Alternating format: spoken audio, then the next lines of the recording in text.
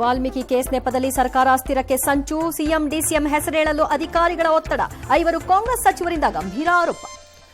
ಭ್ರಷ್ಟ ಎಂದಿದ್ದಕ್ಕೆ ತಾಳ್ಮೆ ಕಳೆದುಕೊಂಡ ಸಿಎಂ, ಸದನದಲ್ಲಿ ಸಿದ್ದರಾಮಯ್ಯ ಅಶ್ವಥ್ ನಾರಾಯಣ ಫೈಟ್, ಸದನದ ಒಳ ಹೊರಗೂ ಬಿಜೆಪಿ ಪ್ರತಿಭಟನೆ ಹೈ ಡ್ರಾಮಾ.